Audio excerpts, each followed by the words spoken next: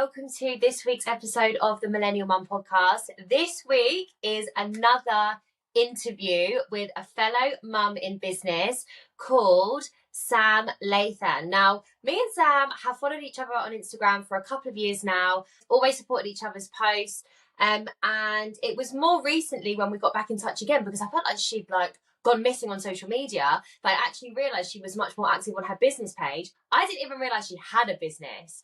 But when I delved deep, I realised she'd been going for 18 months. So I felt like I'd obviously been living under a rock, clearly. But you know what Instagram algorithm's like. Sometimes it literally just makes people disappear off your socials. But I'm really excited for this interview to share with you guys her journey and actually to find out more myself because, like I said, I didn't even realise this mama had a business. So let's get into this week's episode. I hope you enjoy it.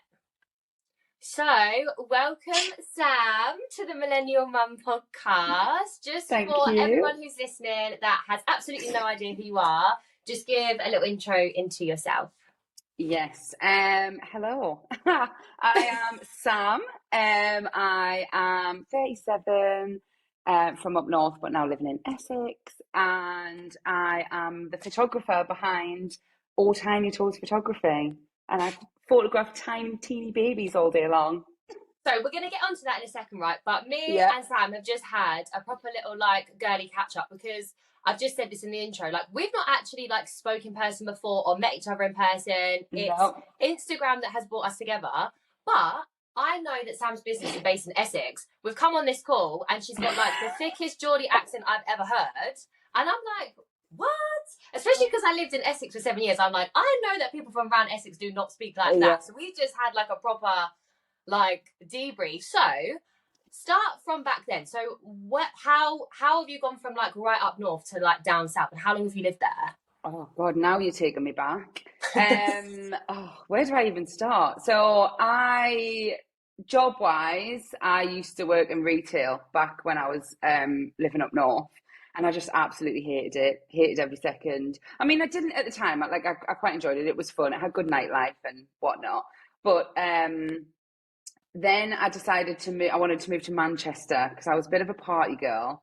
And, love that. Yeah, and I was just the right person. I know. And do you know what? Right, it got to the point where I was driving up to Manchester every weekend for the party scene that I was just having fun and whatever.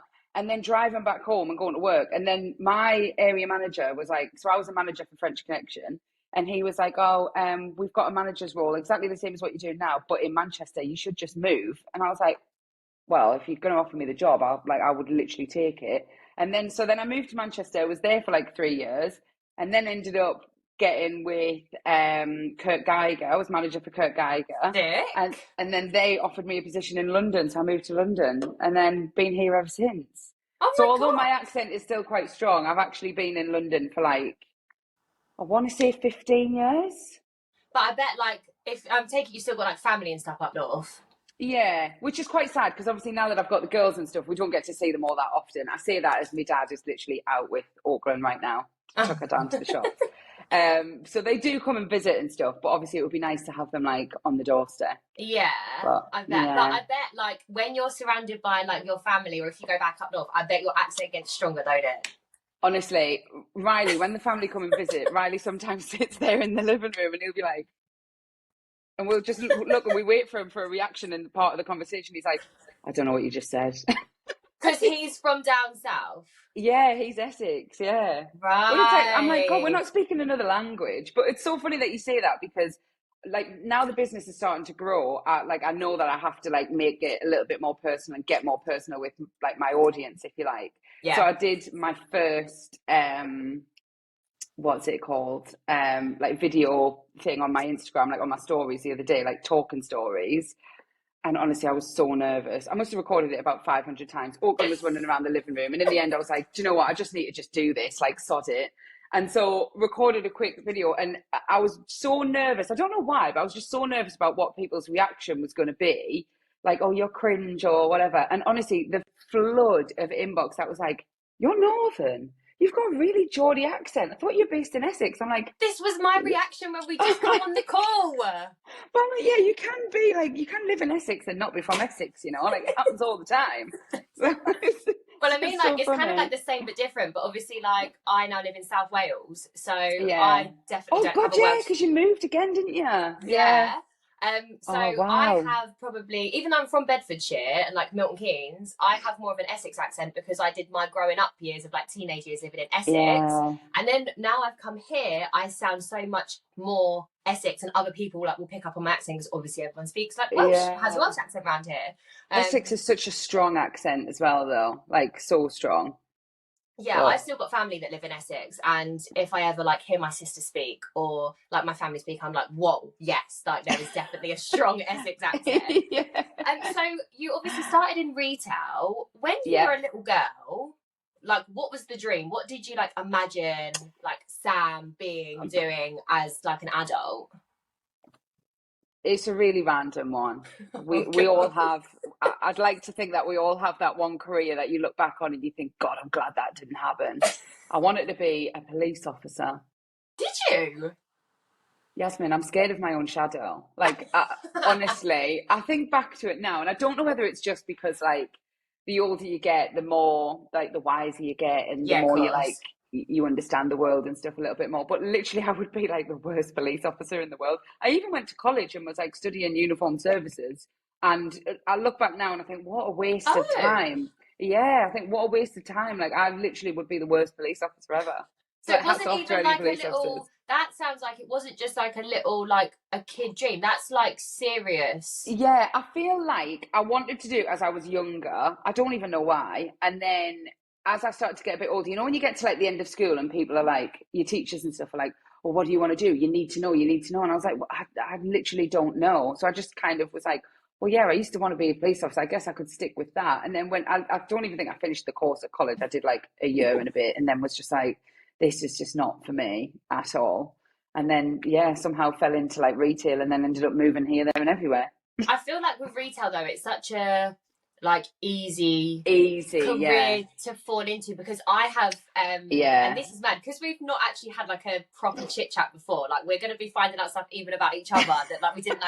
So I actually started in retail as well, and it's just one of those things. Like for me, I joined Clark's, you know, like the kids shoe Yeah, shop. yeah. I joined them when I was like 15, like in the summer holidays of when I left school. And then because I really enjoyed it, I was the same. I did my A levels, and then when it got to like the end of my second year, the teachers were always like, "Right, well, what are you going to do next? You're going to apply to university. Which one are you going to go Yeah, to?" and Blah you're blah just blah. like, I don't Like know. I didn't know, so I actually applied for a management program in M&S. Oh, wow. So I like fast tracked the program and become the youngest female store manager of M&S when I was 19. Oh, wow. That's really impressive. Yeah. So and it You're a was in full-on grafter, though, aren't you? Like, that's one thing from following you. You graft.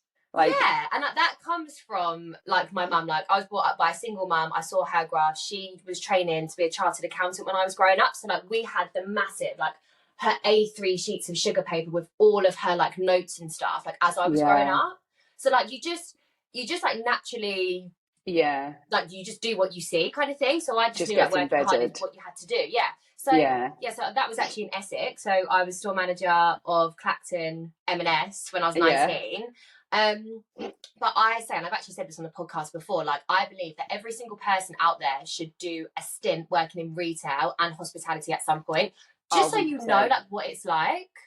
You learn so many different people skills because the amount of people that I had to deal with, like, it is so many different, like, characters. Like, you would get the loveliest people who would come and, like, they'd be like, because I used to work in Canary Wharf when I was in Kurt Geiger, and we used to have, like, I had this one lady who every Friday morning would bring me a cup of coffee. And I just, and Oh, like, don't get me wrong, she might have been wanting a discount, but she definitely got it, and every now and then. But like, she was just so lovely. And then you used to have people that would wear the life out of their shoes, like the soles coming off the bottom, and then they'd come in and they'd stand there and they'd argue like black as white till oh they my got god, their we refund. used And to I'm have that with like, the kids' shoes in Clark's. I'd be standing there like, how can you bring this back? Like, how Yeah, dare you? And then I'd ring my area manager, which is one of the reasons why I ended up wanting to leave and stuff, because I'd ring my area manager and be like, oh my God, can you believe this? And she'd be like, oh, just do it. And I'm like, I've just stood there and argued for like half an hour, and now I've got to go out and go, okay, you win, like, there's your money back.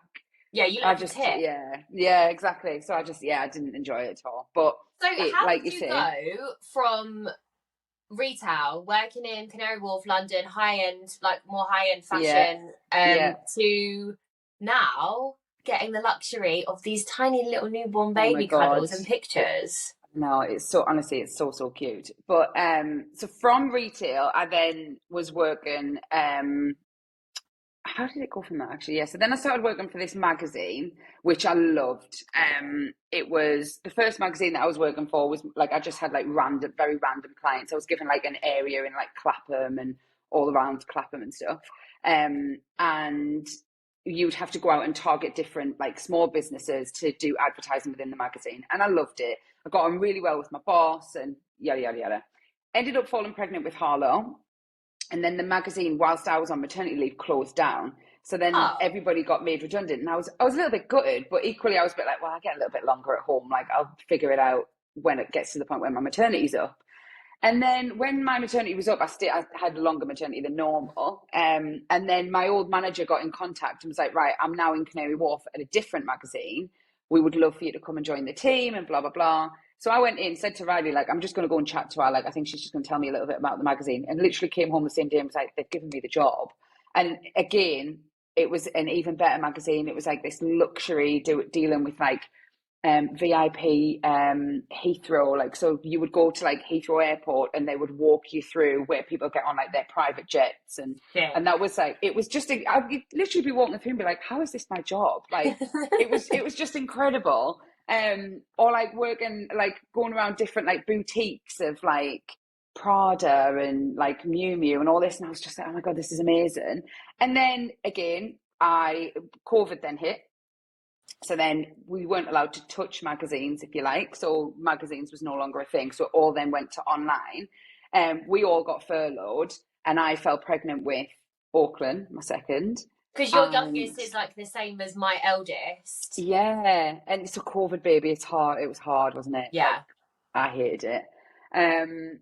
But yeah, I fell pregnant with her. I actually lied about it for quite a while because I didn't have to tell them because I was at home anyway, and I was terrified that I was going to lose my job. So I was like, I'm just not going to say anything, and we'll see what Side note happens. on that though, how like crazy is it that these are like issues and conversations that you will have with yourself or feelings that you'll have that men just don't have to deal with? Oh yeah, it's just awful. Like your whole career gets put on a standstill. And even like when you, and don't get me wrong, I haven't actually experienced this because like I say, the first time I got made redundant and then the second time it pretty much happened again because of COVID. But I feel like even after your maternity, when you have to walk back into the office and you're kind of, you feel a bit like, oh, the new mum, like, do you know what I mean? And it's like, well, actually, no, I am actually really good at my job. If you give me like half an hour to like get to know me, Just and get my do you know head what I back mean? into It's it. like I am actually more than a mom. Like, and I remember when I first went back after having Harlow, and it was so bizarre. Like, I felt like a whole new person because all of a sudden the mum bun was gone, and I was like, my hair was down every day. I was getting dressed every day. Like, don't get me wrong, I was getting dressed before, but like, I was You don't getting even dressed need in to finish that corporate. sentence. Every single mum that is listening to Like, this knows exactly what you mean. yeah, but I was like, I was getting dressed in like actual corporate like clothing. I was having to go to like galleries and like I say, like VIP Heathrow Airport where I was having to wear heels every day. And all of a sudden I was a bit like, oh, I'm like, You were boss. I'm feeling a boss yourself. mom now. Like, do you know what I mean? Like, it was just crazy. So I loved that one. And then I actually had a client who was, I can't for the life of me think what their name is now, but it was like a travel client, and they did this event thing. When we got there, the photographer was just a bit dodgy, and they knew he was going to be dodgy, and they kept telling us like that he was a bit strange and they didn't know if he was going to show up or whatever. And I'd said to my boss, like, look, I've been studying photography for years. I can bring my camera along, and if he shows up, great. If he doesn't, so what? And when we got there, he did show up, but he was a little bit just strange. Was kind of at the side, like having coffees and canapes and stuff. And we were like, you meant to be capturing the event. And so my boss was just like, do you want to just grab some snippets of whatever, and then we could just send them everything? And yeah, so I did that. And then when we sent all of the images and stuff off, they actually decided to use my images on the website over the photographer. And I was a bit like, oh, so I was like, oh, that's a bit exciting. Like, my pictures are going to be in a magazine. And That's then sick. COVID hit. That was right before COVID hit. So none of the pictures ended up in print. And I was Oh, devastated because I was like, well, it was literally from like that would have been the 2 issues later, and the following issue didn't go ahead. And I was devastated because I was like, oh my God, I really wanted to see like my name in like a magazine and my pictures in there and stuff. And it didn't happen. But then, yeah, it just made me think like, if big time clients are wanting to use my images over a professional photographer, then why am I not like doing this and getting paid? But like, And did you always have like an interest in photography then? I did, but more like, it sounds really silly, but like more like just Instagram stuff. Like my Instagram personal account was like the aesthetics of it flowed perfectly. Yes, It was I know. like, I would be like obsessed with like what was coming next on the grid. I could have the most perfect picture and I'd be like, well, you're not going to fall there until at least 4 photos time. So like, do you know, like it's just always been embedded in here of how I wanted things to be. And then, yeah, one of my friends, so I studied photography anyway. And then one of my friends was having her hen do, and all for like the full weekend, everyone was going, oh, the caterer's coming. Can you get some pictures and then send them? We'll email them over. Oh, the bar guys, we've hired a pop-up bar. Can you get these pictures for them if I'm like pouring the drinks? And I was more than happy to do it, obviously, but I was like, I need to start doing this. Like, and they were all bigging me up and stuff on the hen do. And I was a bit like, do you know what? I'm just going to dive in deep and hope Good for the best. you. It was really strange how it all came along. Like now I sort of look back and I'm a bit like, how did this all happen? Do you know what I mean? Like, do you ever like just sit and reflect and you're like, you like have like a moment of like gratitude and you're like, whoa, hang on a second. I was like making notes that I wanted this, like, and now I'm living it. Like it's mental. Yeah, but like it's so good, like hearing you literally just say, like you were interested in something, so you just like picked up the camera and took some photos, and then because your friends were hyping you up and you knew you were good at it, you like actually just like considered it like That was seriously. literally Because it. there's so many people who are out there and maybe even listen to this podcast that are thinking like, Yeah. oh, I have an interest in this and I know that I'm really good at it, but I'm way too scared to actually like do it as a career. But like when you're doing something you love, like you can see, like even from your socials, like you love what you do. I'm like, obsessed. But like that's I am like, literally obsessed. everyone has that one thing in them, or maybe even more than one thing that like would make them feel so fulfilled if they did it as a career. And it's such a shame that people feel like they have to like stay in the confinements of a job. But you know, like as well, when people say, like, if your friends now, right, was to go, oh, I really want a baby, but we're not ready. And you would say to them, you're never going to be ready. Like, if you wait till you're ready, it won't happen. You just, 100%. you do it, and then you become ready once it's already happened. It's a little bit like that, in my opinion, anyway, with whatever it is that you want to do as your career. I was incredibly fortunate that me and Riley are in a really good position, and he has his own company as well. So if I need to like take time off for a photo shoot, like he will literally work from home that day, or so he can like help out with the kids or whatever. Yeah, so I was very lucky in the sense of like when I was ready to just go, do you know what, actually I'm just going to do it. I was able to just do it. Like he'll kill me for saying this. We make notes every new year of like, we have like a list, we call it the list as well. We'll have like the list of like all the things that we want to achieve in the next 12 months. And every single year, photography has been on there for me. And I've just never done it. And I get so miserable at the end of every year when I'm like, I just didn't do it again. Like I don't know why I just didn't do it. When you look back at the list and it's like one of the things that's not ticked. Yeah. And then it just got to the point where like literally I've only been doing it for like 18 months-ish, I think. Like not even that long. So it was like not this year's list, but last year's list. And I was just like, I just want to do something with it. And I used to have I used to be selling like dummy clips online. So I knew I wanted to do something like with like babies in mind. So again, I used to have like an Instagram page, which people would send me the pictures of like clients who'd bought the dummy clips would send me the pictures of the babies wearing them, and I would have it all over Instagram. And again, it was like the cutest little Instagram account and I loved it, but there was just no money to be made in that. And I used to say to Riley, like, I really want to do the photography stuff, because we sit and read our lists to each other once we finish them. I love this. And so cringe though, isn't it? And then no, it's not, because this is right up mine and Sam's street. Like this is proper. So I'm so here for this. So I love it. Like literally love it. And then now this year, like going back, I was like, I've actually done the majority of like what I had on my list. And then for this year's one, again, I've ticked off, like I said to you the other day, didn't I, when you asked me to do this, I was like, oh my God, like a podcast is on like my list. Like this is like the first podcast I've ever done. I'm like, oh my God, I'm going to get interviewed for a podcast. I couldn't believe it, right? Because basically the intro that you won't have seen yet until you watch it back to this is me basically saying like, I didn't even realise she had a fucking business.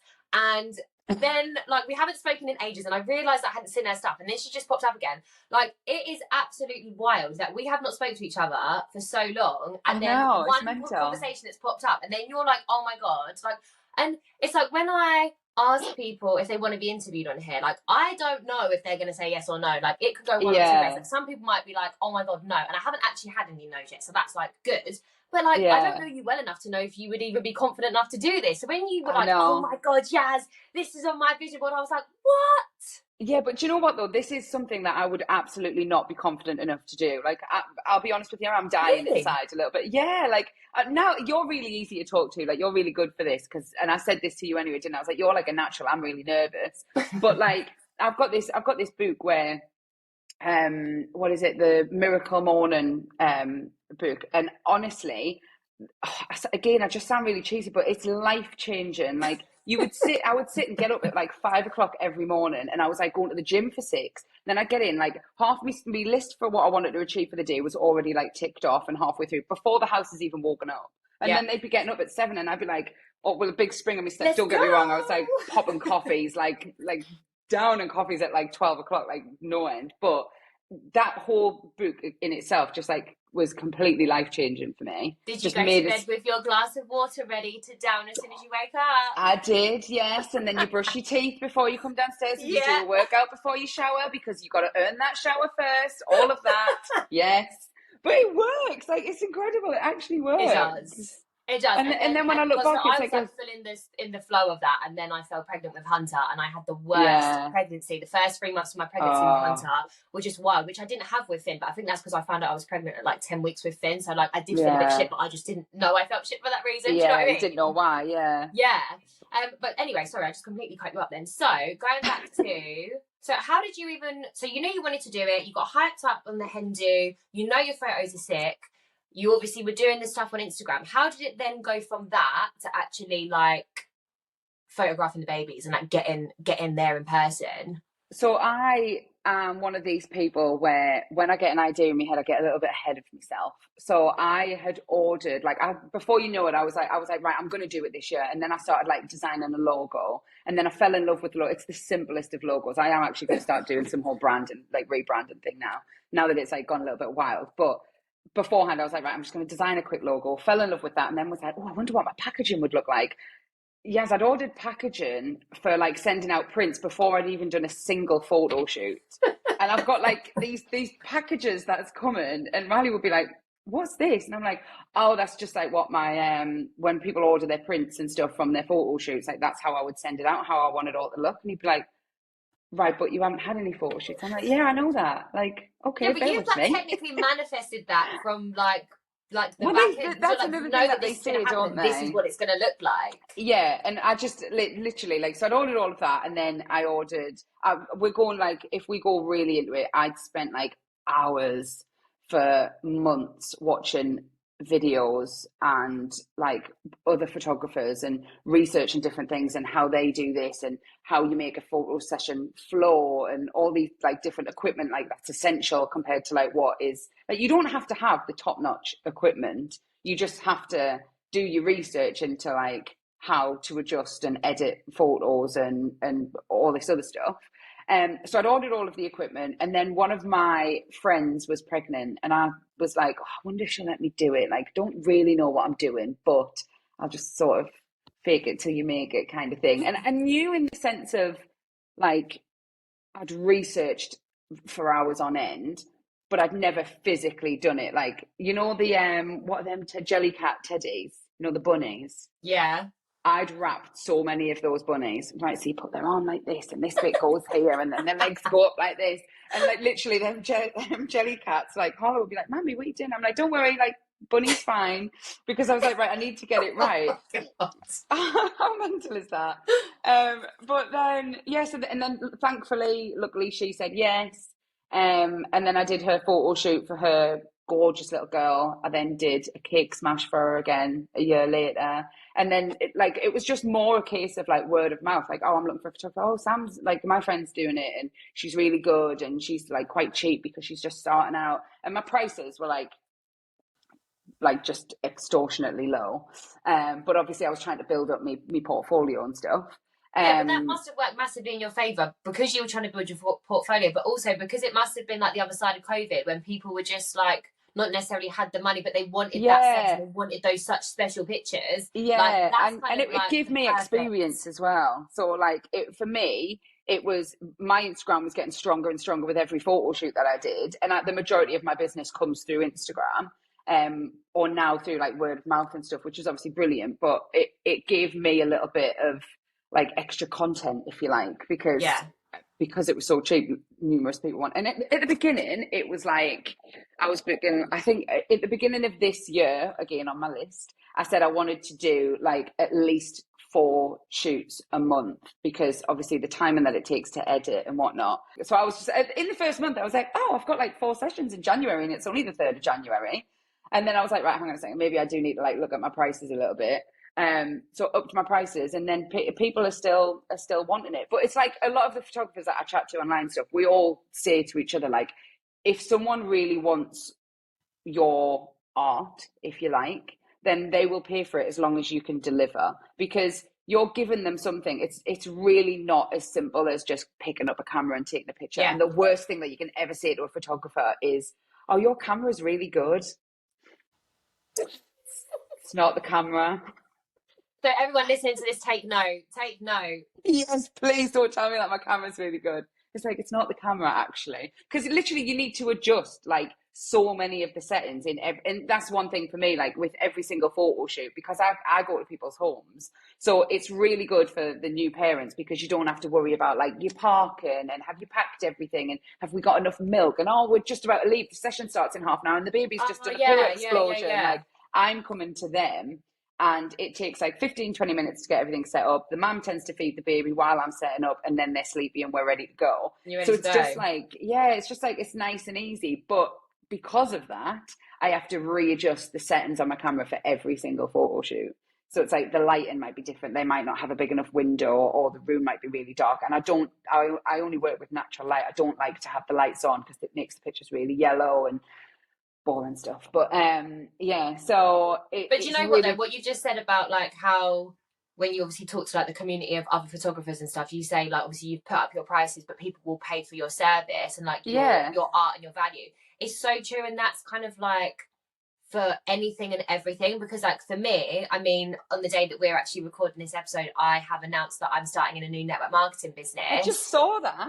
Congratulations. I know, we can chat about that later. But it's like the price point is completely different. I mean, they're not the same products to what my last company was anyway, but like it's along the same, it's in like the same industry, I suppose. But like the products of the new company that I've joined is a lot higher, but it's because it's more premium. And like you will get people who will pay that because they want the premium, brand. But the people who won't pay it will only pay the cheap stuff, and that's absolutely fine. Like you'll get people who might come across your stuff and think, oh my god, I really want this but I can't afford it, so would never end up being your customer anyway. And even like the same with like the business coaching stuff that I do as well. Like I might be too pricey for some people, I might be really cheap for some people, and you'd also get, let's say, yes, it might be too expensive, but you might get people who come along and go, actually she's charging too like low, I don't think I'd want her service because I'm looking for something even more premium. Do you know what I mean? It's just understanding like who your market is and like really like marketing it directly to them, and you'll find your audience. You know what I mean? Like you said, people definitely pay what they want. And like you say, you don't necessarily like, not everyone is going to be for you, and that's, I feel like that's one thing that like this year especially, I've took a step back and gone, do you know what, actually, like I need to stop feeling guilty that I might be charging too much, because you've came to me for a reason. Like if you want to go to somebody else that's slightly cheaper than me, then by all means go and do that, because if you tell them the style of photography that you want, surely they can give that to you. But do they offer it? Like for me, like it's, yes, I do the whole like positioning them and the wrapping them up and like so on, but I like to focus on like the most natural of the baby. So like their fuzzy skin, their wrinkles and their rolls and like their eyelashes and all of this stuff. And it's like, not everyone is for you. And I feel like sometimes you need to take a step back and go, actually, like there's millions of photographers out there. Like I need to stop feeling guilty if for whatever reason, like someone's said no or questioned a price or whatever. Yeah, and like you have to value your own time as well. Do you know what I mean? Like if you're underpricing yourself, you're almost like disrespecting yourself, because like you set the bar of exactly how much you want to be charging. It's the value you're giving. It's not even time. And this is another thing that I love about like when you run your own business and you can set your own prices with stuff, especially if you're for a service, like obviously the photography or like business coaching with me, it's like you know the standard. It's not necessarily about, oh, like you're charging per hour, you're charging for the value. Whereas like if you work in a 9-to-5 job, often you're getting like your pay as an hourly pay, and then you get people in some jobs who are two people are paid the exact same amount, and one person is giving it their absolute everything and one person is doing the absolute bare minimum, and like that's just not fair. Yeah, exactly. Do you know what I mean? Yeah. So obviously you've obviously run your own business for like 18 months now. Obviously you wanted to be a policewoman when you were younger, which is crazy. And like, do you know what? I had a time where I wanted to be a mounted policewoman, so on the horses. Oh God, I'd be even worse at that. And I think that was also like fueled by a few things, but also fueled by my obsession with The Bill, you know, on ITV. Oh God! Oh, I hate that program. You hated it, but you wanted to be a police person. Yeah, I know, but I hated The Bill. I felt like it was a little bit too old for me. I think my mum used to watch it, and I'd be like, "Oh, what is this rubbish?" I loved it. Yeah. I was like obsessed. But the whole policewoman thing wasn't like fully on my up there of like careers and things to do. But say like the person that you were when you were like in your early 20s, would you have ever imagined having your own business and like doing what you do? Never. Like literally never. I feel like it's always something that like, I mean, maybe not everybody, but a lot of people would sit there and be like, oh, I wish, like you said earlier, that they've got something that they're passionate about and they think, oh, I wish I could turn it into something that would make you money. And do it for a living. Yeah. And it's like, and again, it comes back to like being a mum to two girls. Like my family, as we said before, all live up north. We don't really have any help. So like where my friends are like, oh no, they go to like their grandparents on a Wednesday, or my sister has them like every Tuesday afternoon. I'm just like, oh, it's just like literally just us. And again, yes, like they can go, if we wanted to go out for dinner or whatever, then Riley's parents look after them for us, or all we have to do is ask. But for that like day-to-day school run stuff, having a normal 9-to-5 just wouldn't have worked for us, because I can't be in two places at once. And you'll know what it's like as well. When you send them to school, I get a bumped head letter like every single day. And I'll say to her when she comes, did you bump your head today? Yeah, but I'm okay. And I'm like, why did they email me then? And it's like literally every single day. Like you name whatever, flu, cold, strep A even. Like my kids have had it. Like literally, there's always something. And it's just like, I couldn't do them. Hats off to any parents that have to like travel with like work all the way into the middle of London or wherever, and then do a 9-to-5 around kids as well. I'm just like, do you know what? You saying that has proper made me realise, like I do a lot of reflection of like my childhood with like my mum, because my mum was a single mum and like brought me up like through my early years and like school and stuff like on her own. And she was a chartered accountant, but she was like, what? She wasn't like head of finance, but she was basically in a really, really high up position in finance in the motor trade, which is heavily like male dominated. And I was always like the first person in breakfast club and the last person in after school club at school. Yeah. And like we hardly spent any time together in the week because it'd be home, Simpsons, Hollyoaks, food, bed. Like it was just, that was like the routine. But like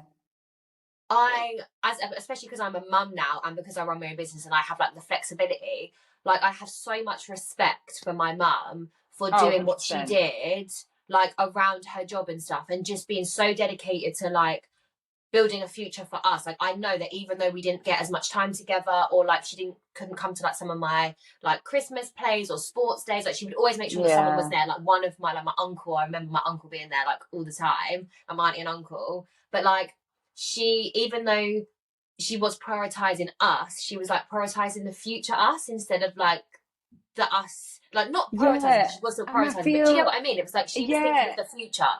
But I feel as well, like when you become a parent yourself, you look at your own parents completely differently, even down to like the dynamic of how we raise like our two girls now. Like we are very much, I'm at home with the girls, Riley goes out and goes to work, I do all the school runs, I'm doing like the bath time and all of that stuff, and he comes in and he gets to be fun dad. And like, he's always good cop, I'm bad cop. Like, always the case. Because I'm the one that's like here 24/7. I'm the one that's irritated and like, get to bed. Like, if he rings me and he's going, oh, I'm stuck in traffic, can we keep them up a bit? I'm like, no chance. They're going to like, I've had enough. They're going to bed. Like, I'm sick of the sight of them. So I feel like I look now, like sometimes back at my own parents, and my dad was very much like he would go out and go to work, and then he was sat at the table in the kitchen, like on his laptop and writing and doing whatever work it was that he was doing until like 9 o'clock at night, even sometimes. And my mum was the one that was cooking the dinner, doing the school runs. Yeah. Like, she was out and going out to work and stuff as well. But now I look back at it sometimes and I think like, God, I've got such a different level of respect for like my own mum, because I think, God, you must have been the one that was doing all of this, and it's everything. hard. Like, it's hard.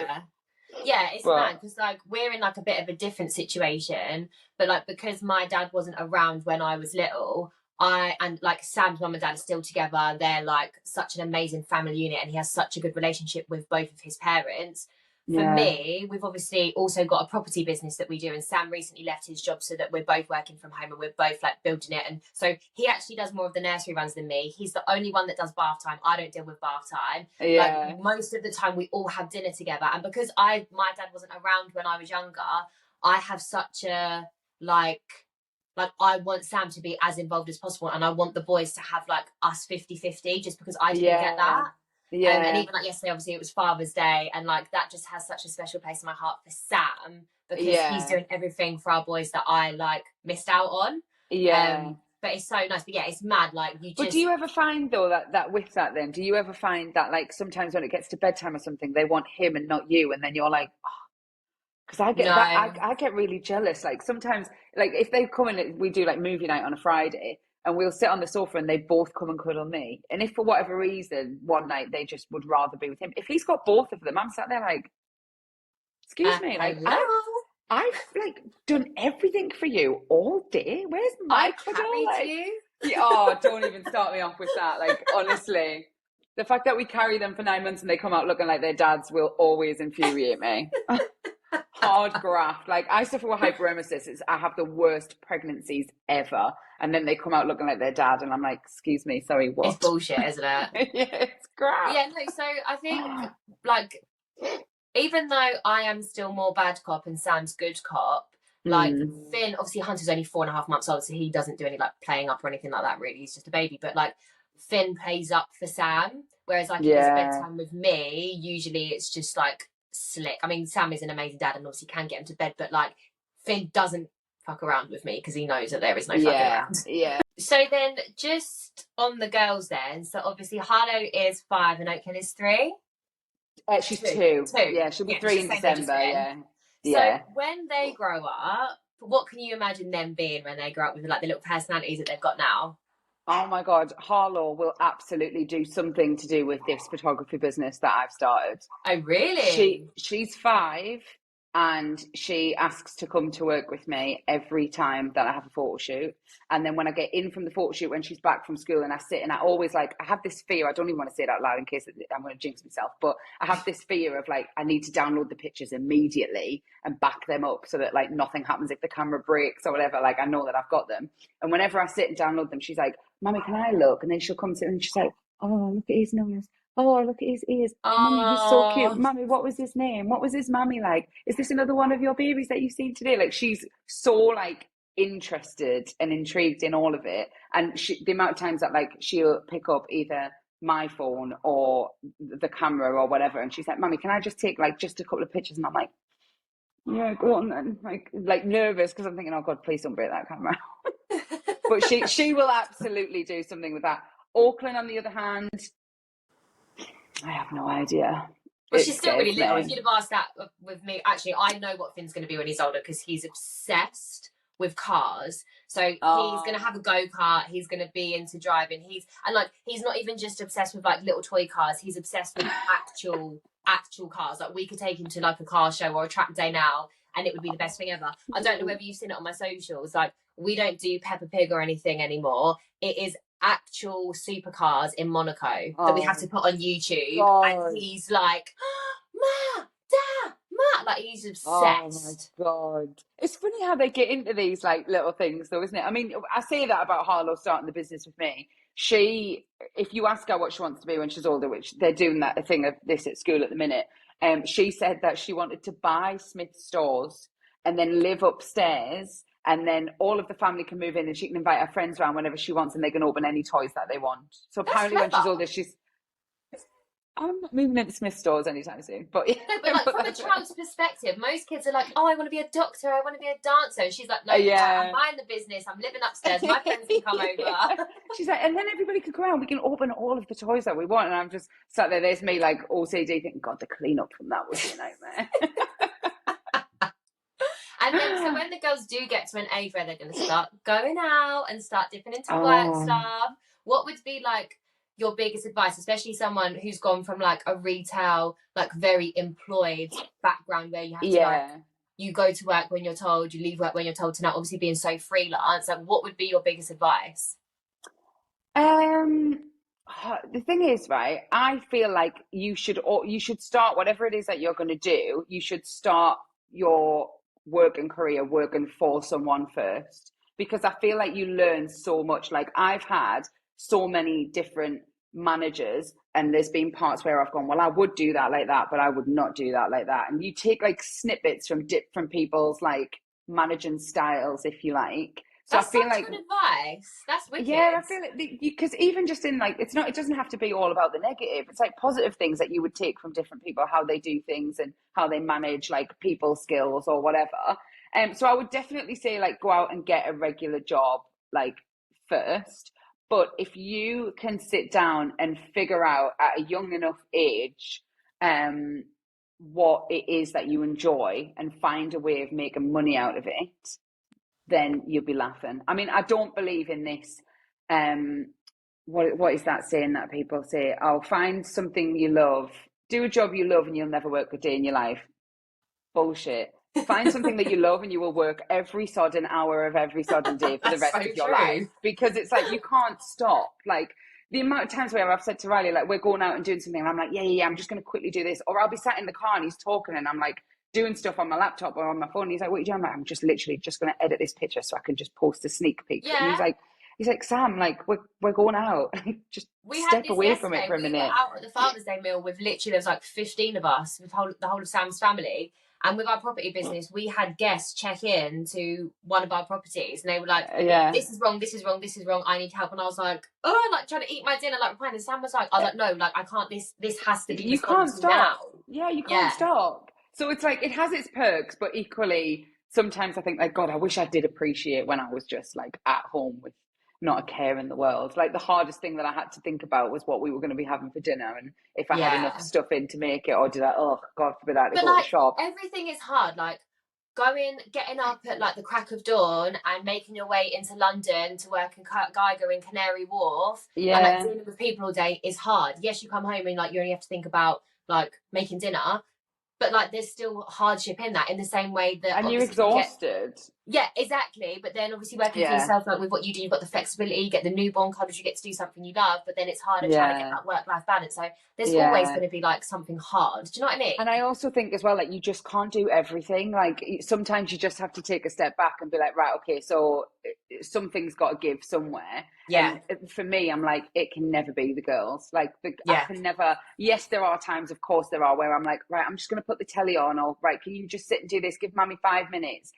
But it always has to be like something else. And like at the minute, like I keep saying to Riley, like we're going on holiday in July, and I'm like, I just need to get back into the gym. So I'm like getting up at 5:30 to be in the gym in a class for 6. But then I'll get in, and by the time I'm showered, got the girls ready for school, get out the door, get back home, I'm like, oh my God, I haven't posted on my Instagram. Like I haven't done this or I haven't done that. And it's like, right, I can't do everything. Like if I'm up and I'm in the gym, then I can't be posted at the same time. Like, do you know what I mean? Yeah. And you know what? I did a whole episode on this about like what you prioritize now. Like there's always something that's got to give, but you can't be hard on yourself for doing that, because like I said, you can't do everything, but you have to be okay in yourself that if you are going to the gym, then something has got to give. Or if you're working on something else, yes, you might not be bikini body ready, but it's just like being okay with that in yourself. Yeah, and like I say, it's like with running a business as well, it's like I am a one-man band. So like I did a photo shoot, what is it now, 2 weeks ago for one of the TOWIE girls. And it's literally since then, like she put something on her socials and it just went like wild. I like, can't believe I haven't even touched on this, because I really wanted to get you to share this on this podcast, because that is insane. So yeah, just explain how that even came about. Again, right, this comes down to the right timing and like just the whole manifesting thing. So I was going up to Manchester for my best friend's baby shower, and I'm just sat scrolling as you do, like had my music on and whatnot, and I saw that she'd posted a picture saying that her sister had had the baby and blah blah blah, and I'd already sent her a message like ages before when she announced that that her sister was pregnant, saying like, if you want a photo shoot, then please let me know, I'll come to the house and blah blah blah blah. And then so I sent her another message saying like congratulations, and then sent one to her sister, because I noticed after that, after she posted and tagged her sister already followed me. So I was like, oh my god, I'm going to send her sister a message and say like congratulations, I've actually messaged your sister. That it's going to pop up in her inbox and not be in the requests. Because she already followed us. So I did that, and then she messaged and she was like, oh my god, like I love all of your pictures, blah blah blah. And then because she must have been literally at the hospital with Courtney at the time, and Courtney then seen my message and responded and was like, oh my god, would you be up for doing pictures? Like, do you want, like, I know obviously you offer coming to the house, like she's had a C-section, blah blah blah. And I was just like, absolutely, like, when are you free, when do you need? And I was like, I'm in Manchester, and I'm literally on the train, my signal kept going off, and I was like, like, I need to get signal. I don't want to think I'm ignoring her. And like literally, yeah, like, so then we ended up I went to Manchester for the Saturday and Sunday, and I literally came back, had a photo shoot on the Monday, went and did her photo shoot on the Tuesday. She put something up the same day of like just a picture literally of me like over baby Marley, who was just gorgeous. He's like, honestly, like I said to her sister, like, oh, you make the most beautiful babies, like, you know, like when they've got like big eyes and big lips. And I was like, these kids are like a photographer's dream. Like they were gorgeous. And the session went really well. We hit it off really well. And then she put a few things on like her socials about it, and it's just gone mad. And like I've got another couple, like 2 big ones for the rest of this year, like coming up, which I didn't even say them out loud, because I'm like, what if something happens and like they don't go ahead? But like if they come off and they go ahead, like and I've spoken to them, they've actually said they want to do it. So I'm like, oh my god, like, you know, I don't know, you know, when you just think in your head like, this is a little bit too good to be true. I love that for you though. Like I love that for you. That is so amazing. And again, it comes down to like when I look back at like my Instagram, like sometimes I'm like, oh, have I just got really lucky and like they've just happened to have seen the message and like they want to do it. But then I'm like, well, no, they must look at my Instagram and scroll through the pictures that I take and then think actually, don't even let that even it's that whole imposter syndrome thing. Like I get it regularly. Yes, I am like the biggest TOWIE fan. Like I'm a hardcore TOWIE fan. It's because you're from Essex. Yeah, that's why. like I'm a reality TV binger. Like I just watch all of it. So I do like regularly. Like I did used to like regularly watch TOWIE and loved it and whatever. And so I was like chatting to her sister, who is absolutely lovely. And I forgot that she'd just had like a C-section. She was just up and around, and I was just like, whoa, what? like, yeah. I even said to her at one point, I was like, right, like, because I obviously was getting them in position, and I was like, right, so if you hold Marley like this, and then we'll get Hudson up to the other side. And she was like, oh, I can't pick him up though. And I was like, oh my god, of course you can't. Like, but it was because she was just so up and around and mobile. I was just like, whoa, like this woman's hardcore. But like we were sat chatting, and like I say, we just hit it off really well. Felt like I've known her for ages. And then like Courtney comes walking in, and I was like, oh hi. And I'm thinking, and you know, you just look, you think, God, she's gorgeous. Like, literally, she is flawless. She's exactly like what she looks like on the telly. She's beautiful. And then like we were just sat, like, then the mum comes in, and I was just like, what is your secret? Like our mum like literally looks like she could be one of their sisters. Like it was just they nuts, all do. but all the mums of all them TOWIE girls, they all look ridiculously young, don't they? I was just like, there's me like down in collagen and stuff every morning. I'm like, what is the secret? Like she was just flawless. But yeah, and it was just incredible. And like I had one of the moments like where I came out after, and like I always ring Riley after a photo shoot to say like how it went and whatever. And I rang him after, and I was just like, I was like, my inbox is just gone mad already, and like she's only put one thing up to say that I'd just arrived, and I'd love to have like been a fly on the wall in the car when you come out of there speaking to Riley, because I bet you were just like, what the hell have I just done? yeah, but I feel like he's just not into any like reality TV. Like if I put Love Island on, he's like, oh, really? We're really getting into this again? So for him, he doesn't care for any of that. He was like, before we went, I was like, oh, I'm really nervous, and he was like, Sam, she's just another girl, and I was like, she is. I'm not nervous about like meeting her or whatever. From you, Riley. We needed like, oh my god. But I was like, I'm not nervous to like meet her and or anything like that. I was more nervous like you look at something like that and you think this could potentially be huge for like my business. Like I need this day to go well. What if I get there and I can't settle this baby? And it's like the first hour to anyone that's booking a photo shoot with, not just with me, with any photographer. Trust me when I tell you that the first hour, your baby is not going to settle. It's our job to get them settled, get them positioned, and we will eventually get there. But the amount of times that mums go, should we just leave this? And I'm like, no, just relax. Like, this is normal. Really? Like, they take so long. But then once you get them in that, like, sleepy, like, dead to the world state, then you can change them, move them around and do all the stuff. And then the session works out perfectly. But the longest part of the session is getting them initially, like, settled and positioned. I bet as well, especially if it's a new mum and this is their first baby, you know, like you're a bit on pins anyway when it's your first. So I can imagine, like, especially like with Finn, obviously because he was in intensive care anyway, he was like so delicate and precious to me anyway. But like, I think there would definitely be a very short window for me that if he wasn't, I would just be like, I'm sorry, I can't do this. You need to just go. And parents genuinely are like the amount of times like when I get there and they go, so what do I need to do to settle him? And I'm like, nothing. Like just chill out. Like this is your day as well. Like it's all like part of. It's not just about showing up, taking pictures, and go home. It's like it's the overall service of like what I'm trying to give. It's like you can chill out, you can relax, like go and enjoy a hot coffee, because trust me, you're not going to enjoy one for very long. Like, like I'm here. Like I'll do everything that we need to do, and even down to like. When we send the galleries and stuff and when they get the gallery, like I always say to them like, right, I'll put a sneak peek on Instagram, so I'll edit one particular picture, but I never use like the best picture out of what I've taken. I'll just pick one.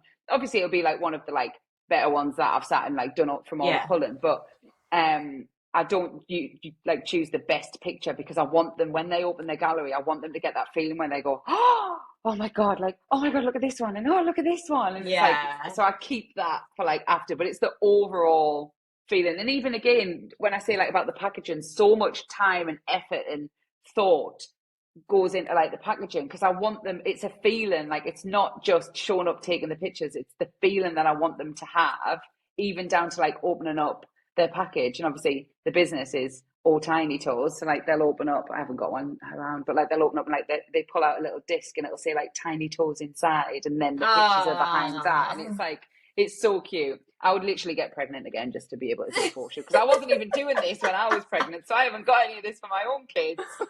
Yeah, but like even the way that you're speaking about it, you can see how passionate and like how much you genuinely have such a love for it. I love it. I absolutely love it. For anyone who doesn't follow your business, where can people find you? What's your like social handles and stuff like that? So my Instagram is o.tinytoesphotography, and it's OH for Auckland and Harlow, for anyone that didn't know that. Yeah, that's why it's the O. Yeah, o.tinytoesphotography. And then my website is alltinytoes.com. Okay, wicked. But what I'll do is I'll put, so obviously this is going to go on YouTube and on Spotify, so what I'll do is I'll put the links to the website and your Instagram page in there, so that if anyone is based in Essex, do you only do Essex? No, like I will travel, but the problem with that is more like cost. It would cost people quite a lot once, by the time you add like the travel and all of that, like petrol and whatnot onto it. But I would travel. It just depends on how far. Like I've had one up, like I've had one in Manchester.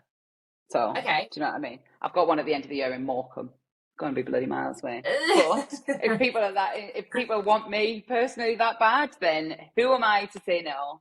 No. So, okay, cool. I would. Well, so basically, mainly Essex based, but if you are anywhere in the UK and you're willing to pay the travel costs, then make sure you hit Sam up. Well, thank you so much. It has been so lovely speaking. Thank you. I feel like this 45 minutes or however long it's been has gone so fast. I know, really fast. I mean, that's what you get when you get two mums that suddenly just start nattering on though, isn't it? And without the kids. Yeah, I know. My dad will Literally. literally be back with her any second. Ah, all right. Well, thank you so much, babe. And yeah, make Thank you sure that very you much for check having me Sam's on. business page out. And yeah, Yes, we'll catch please. up soon. Oh my God, I had so much fun chatting to Sam just then. Now, if you are interested in her service, I know I've obviously like just put it on, like put the stuff in the show notes, like the link to her Instagram page and the link to her website. If you go to her and book it, please let me know. Because I'd love to think that I've helped another mum in business get clients and just grow their business. And like this is what this podcast is all about as well. Do you know what I mean? Like I love speaking to other women in business, not only just to like share experiences and just have that kind of like conversation, but also to help other people grow and help people exceed in the line of work that they choose. So yeah, if you do book with Sam, make sure you let me know and make sure that you let Sam know that you've come from this podcast and this conversation, because it's always nice to know that we have reached so many people. Thank you so much as well for being here, listening to these episodes. I love having you here, and I love how much the Millennial Mum community is slowly but surely growing. At the time that I am recording this episode, we have over 400 subscribers. That is absolutely crazy. And I know so many of you love listening to these weekly episodes. So make sure, if you want to stay updated with everything, go onto the website, make sure you subscribe to the Millennial Mum updates. And I look forward to seeing you on the next episode.